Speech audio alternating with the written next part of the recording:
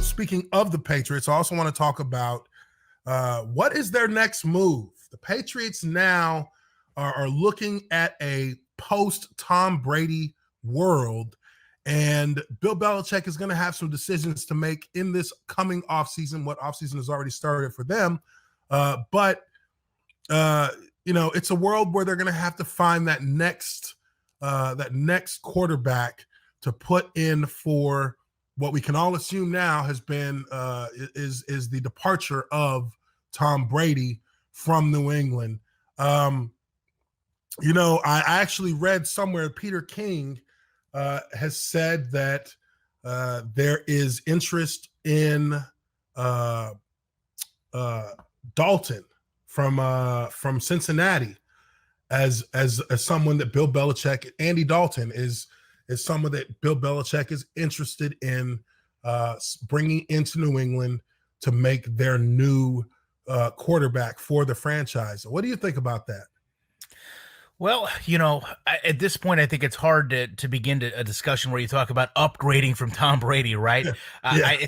I think you look at the Patriots organization as a whole, and the first thing you have to consider is, where does Bill Belichick fit into all this? Does he want to rebuild a team? Is that something that he has an interest in at his age, or has he essentially, cashed in the chips to a degree and willing to leave with, what he has?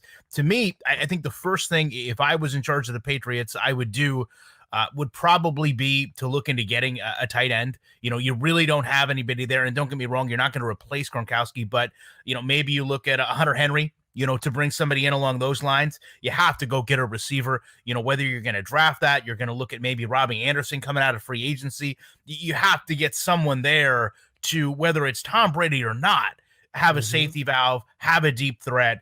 If they don't do that, I think that's going to be a continued problem.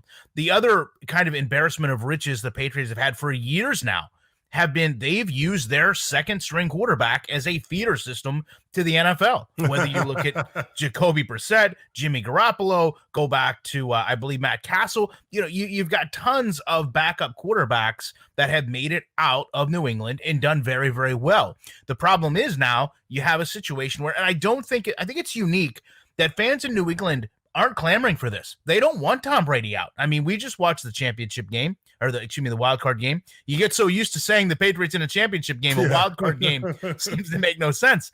Where they had the guy had his bed sheet, please stay, Tom. They don't want to see him go. I think the Patriots in a very unique position where, basically, for better or worse, Tom Brady and Bill Belichick leave on their own terms. And if that means they tank the next 3 seasons, they're probably still not going to be pushed out the door by Kraft. It's just the way it is. But we've seen they have to, especially the last game, set aside the defense just getting ran through by Derrick Henry. Derrick Henry's a special player and deserves that recognition for what he did. That wasn't a bad defense as much as it was Derrick Henry's an elite player. So I think you have to look at what they couldn't do on offense, where those struggles came from. And a big part of that starts with, Tom Brady was throwing the ball to guys that, unless you're a hardcore fan, you don't know. And very few of them were even on the team at the beginning of the season. They tried to stop the bleeding with Mohamed Sanu.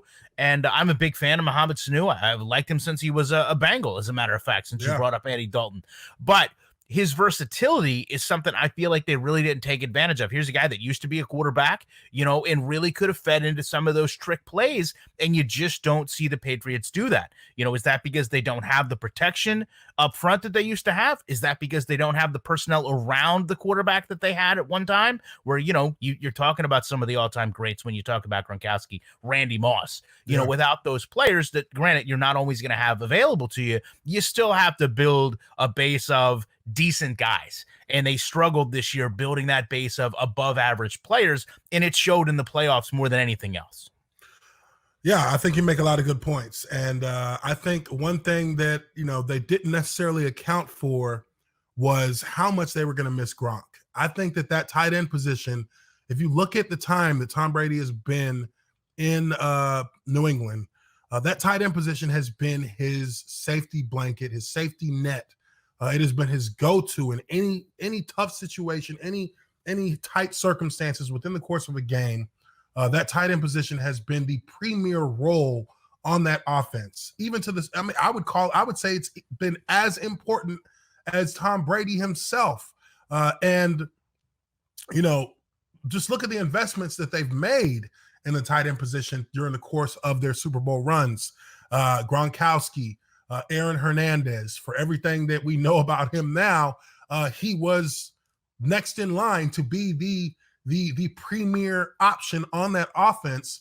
Once Gronkowski, do they even stay with Gronkowski as long as they did? If Aaron Hernandez doesn't have the entire murderer situation going on, where would he have played out in that system? I think that we all found out a ton about the New England Patriots offense and the system that they run once they lost Gronkowski. And maybe they were in denial about his importance to the offense and his importance to Tom Brady himself. But I think it can't be overstated how utterly essential and paramount their tight end position is to the offense being successful, because it never really mattered who they had at wide receiver. Yes, they had Randy Moss. Yes, they had what was his name? He went to Denver, the slot wideout that they had before Amendola. Emmanuel Sanders? Not Emmanuel Sanders. Anyways, he plays that I think it was Amendola. I forget. Whatever. Anyways, Wes Welker. Wes Welker. There you go. Wes Welker. Yes, they had guys like Wes Welker, guys who could, give those, who could run those quick slants, quick outs, change of pace, double move routes that Brady could get the ball off to quickly in any short to intermediate situation. But when you look at how that offense operated and was able to create so many problems for defenses, it was because at the end of the day, you didn't have anybody who could guard the tight end. The tight end could go up against a safety, a corner, a linebacker, and he would 9 times out of 10 win that matchup. And that was what drove defenses crazy. And when they lost that option, when they lost that threat, the offense suffered greatly. Doesn't matter. It wouldn't have mattered if they had Randy Moss. You can bracket a receiver during the course of a game and take them out of the game if your secondary plays it well enough.